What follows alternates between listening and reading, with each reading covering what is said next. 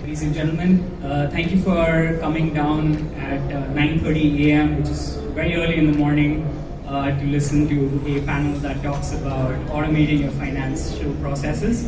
I want to start today with three questions. I think the first one is to just throw it to the crowd and get a sense. On average, how long does it take for your company to get an invoice paid? A report from Deloitte basically shows that in our region in Southeast Asia, across 6 markets of Singapore, Indonesia, Malaysia, Philippines, Thailand, and Vietnam, on average, companies are taking anywhere between 39, 40 days all the way to 100 days. 1 in 2 companies are actually taking over 2 months to get an average invoice paid.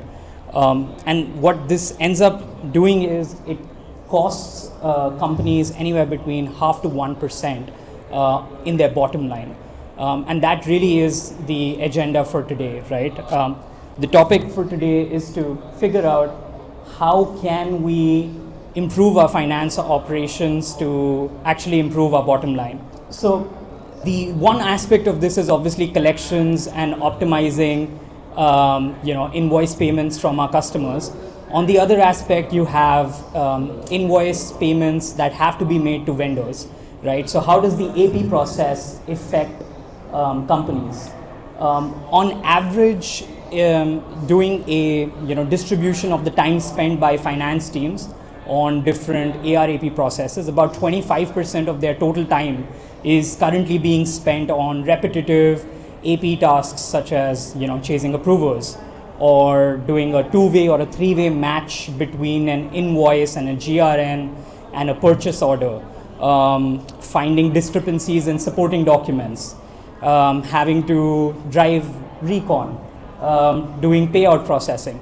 A lot of this time and effort that goes into sort of executing these manual tasks can be streamlined based on rules and different workflows that can be designed for this.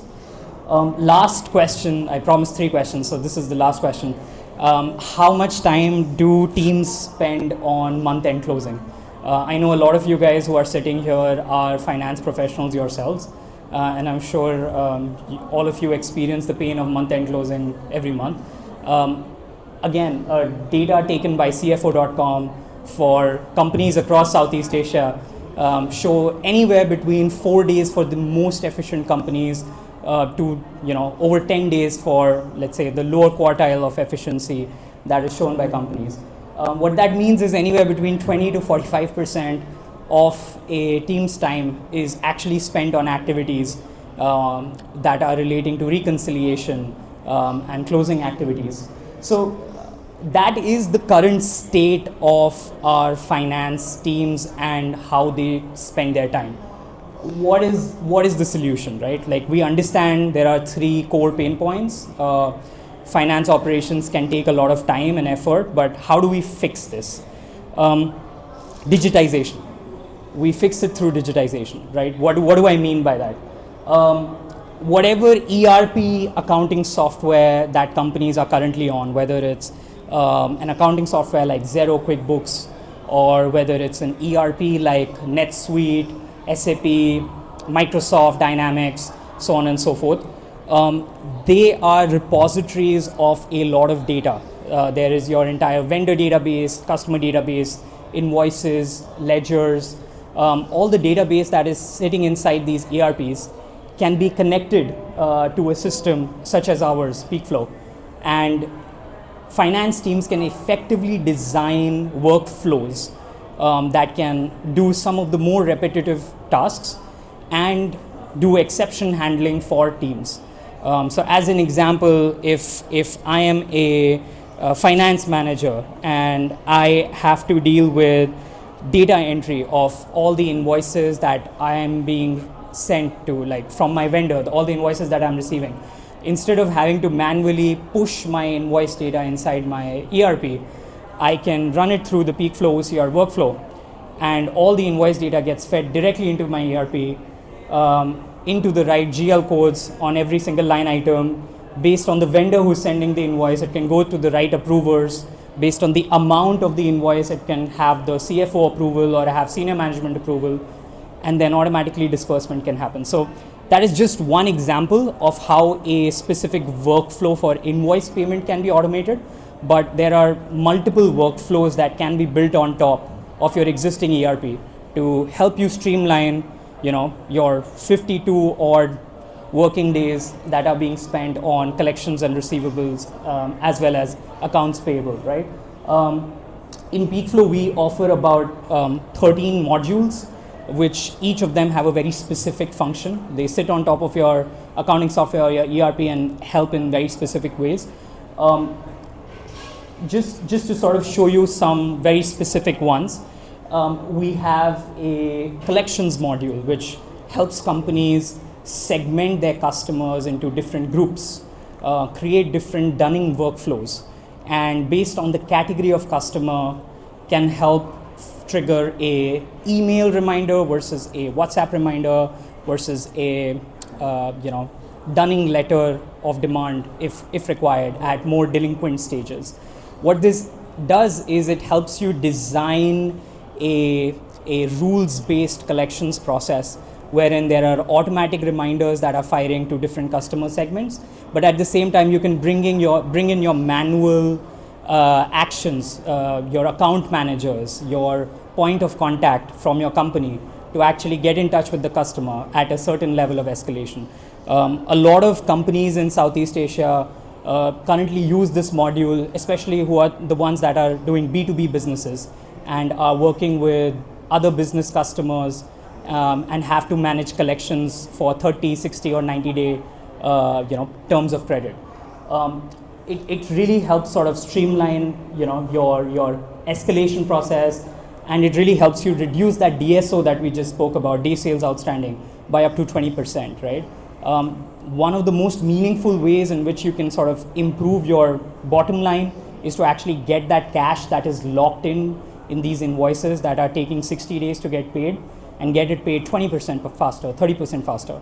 And one of the most cost-effective ways of doing that is to have a very strong collection workflow that essentially makes sure that as long as there is intent for as far as your customer is concerned, you retain the top of the mind recall, and the customer ensures that your invoice is cleared on time, right? So that's one way to look at it.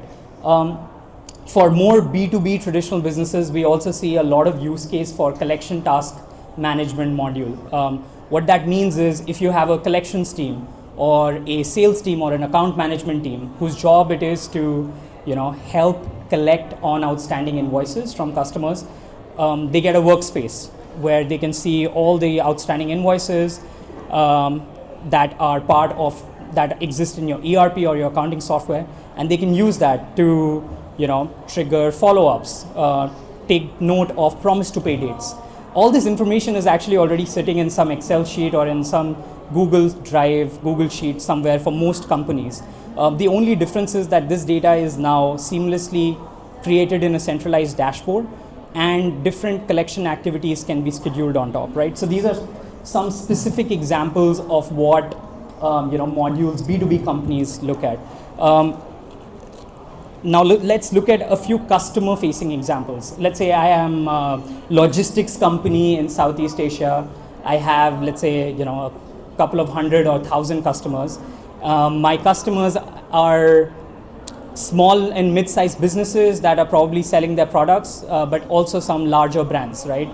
I need to chase on all these invoices from my customers, and my customers keep asking me information on send me a statement of account, or show me my latest payments that I have made, send me a reconciled report.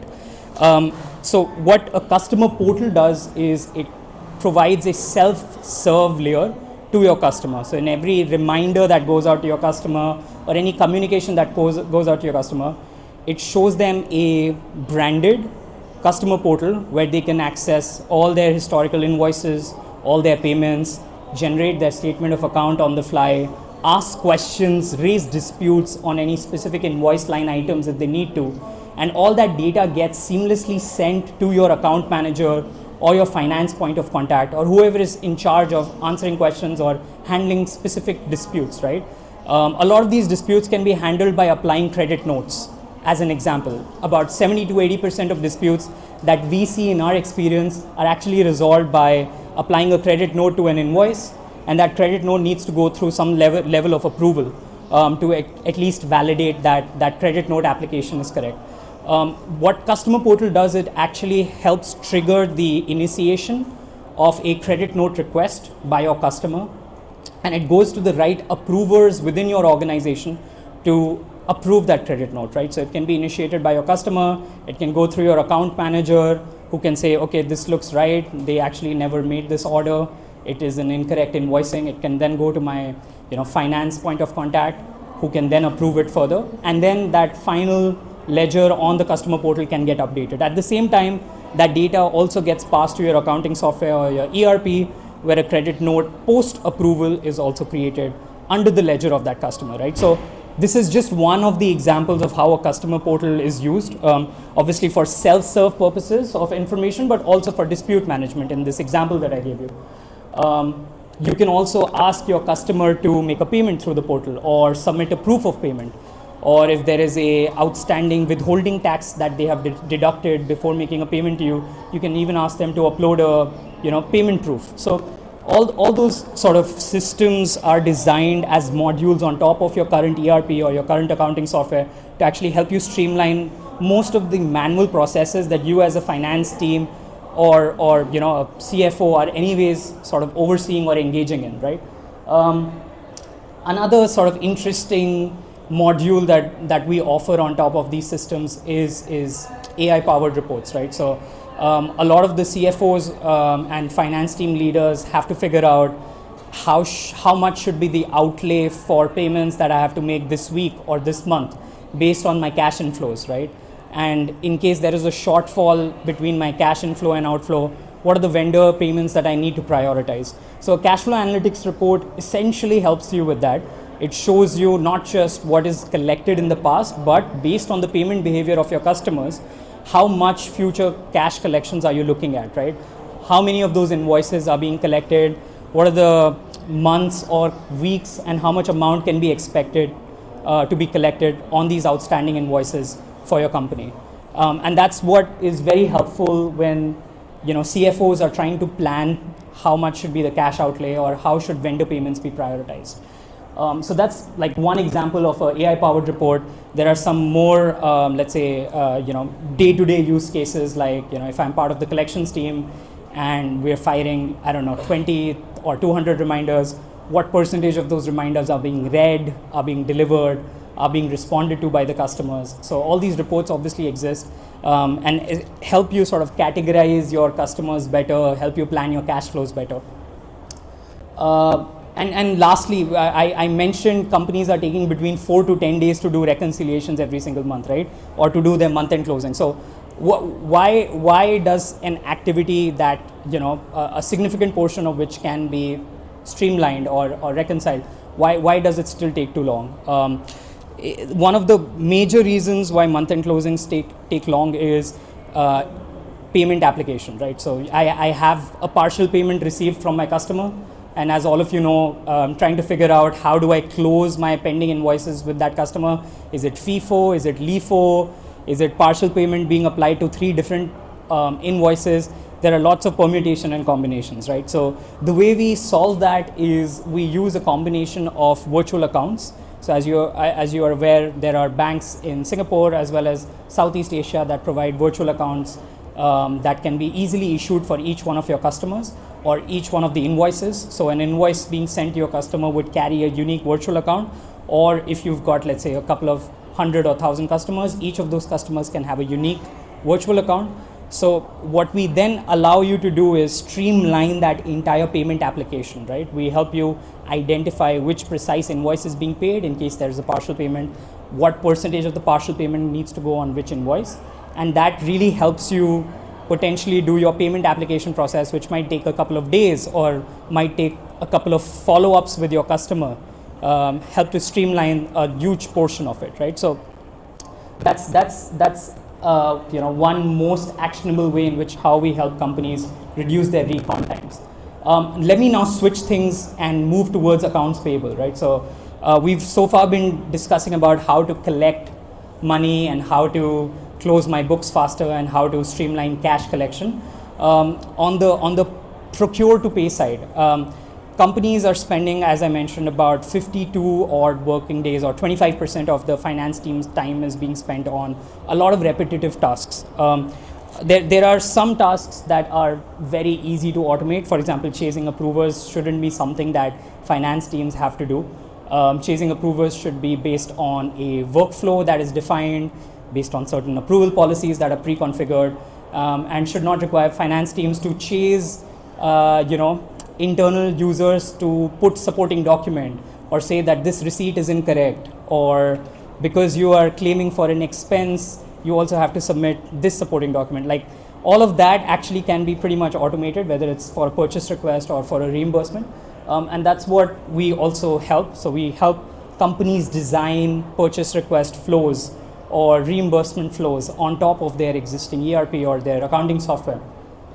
I already mentioned something about OCR a couple of minutes back, and that is basically what the OCR workflow helps with. So if I get a couple of vendor invoices, or if I get invoices that are submitted by my users for a reimbursement, the OCR layer effectively scans that invoice, looks for the vendor name, the bank account information, every single item, line item, automatically populates your ERP or your accounting software, identifies who the vendor is, what the item is, even helps you do the coding, meaning your GL code can be automatically inserted for you to just do a review and approval in your ERP, right? A lot of the time that is actually being spent can be focused on validating the output of the product rather than having to manually do the coding in these cases, right? So there is a use case for OCR, not just in terms of data entry, but also in terms of GL coding. We also provide submission of OCR not just through emails into Peakflow, but also through a WhatsApp. So if you have let's say a internal team member who is not forwarding emails or submitting invoices properly on time, you can just ask them to send it to the Peakflow bot, and we will automatically scan those invoices and populate it into your ERP, right? So it's a multi-channel approach, not just limited to emailing, but also provides other aspects. So we've got emails, it scans it, populates all the bill details, line item details, bank account information in different ways, right? Now on to approvals, right? So I spoke a little bit about approvals. Why do finance team have to chase different approvers in your approval matrix to get a bill payment cleared or a reimbursement cleared?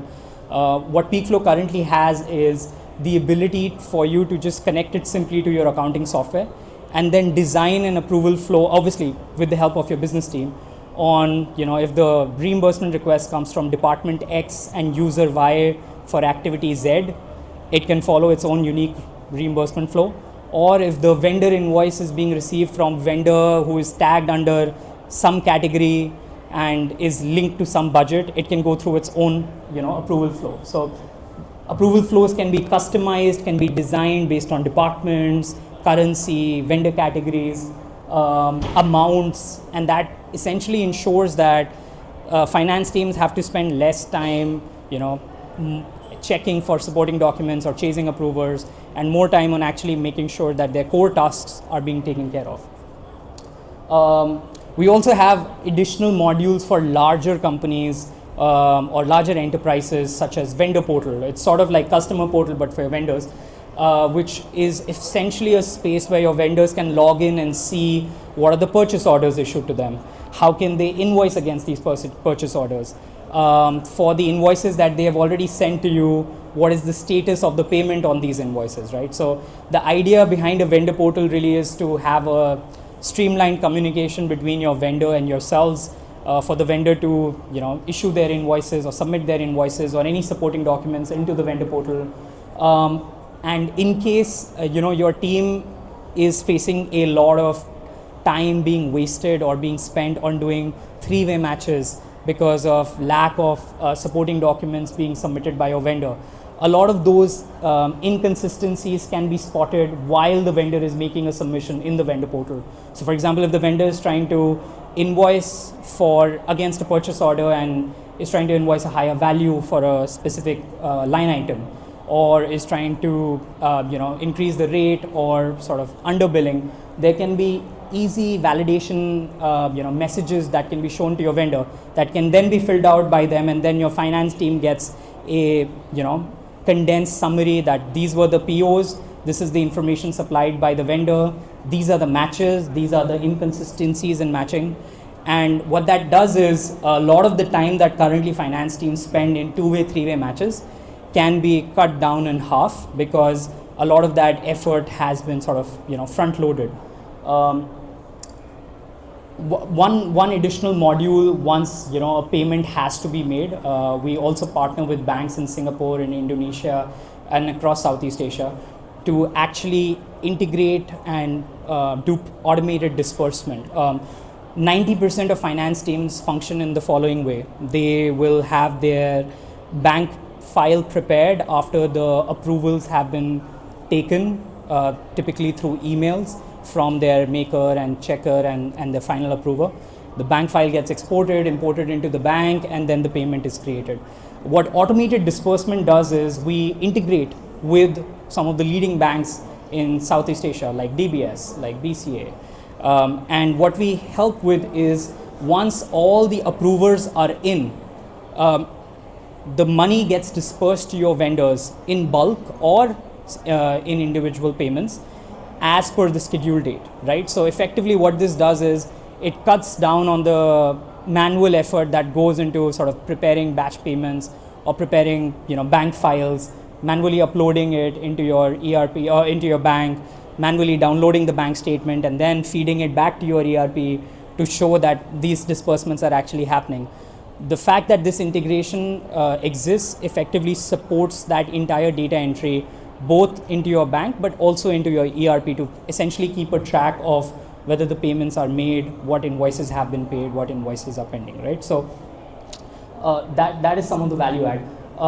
We also provide internal three-way match. If any one of you guys are already using an ERP, you guys obviously understand what three-way match or a two-way match looks like and how tedious it can be sometimes. What we try to do on top is we try to add a layer of user interface on your three-way match. So instead of having to manually do a validation or a three-way match, we scan all the GRNs, all the POs and the invoices that are in your system and show you what are the matches, mismatches upfront. So that the actual time that has to be invested by the finance team is specifically on validation errors and inconsistencies, rather than converting a PO into an invoice and trying to link it to a GRN. So yeah, I think that sort of mostly covers most of the modules that we offer here at Peakflow.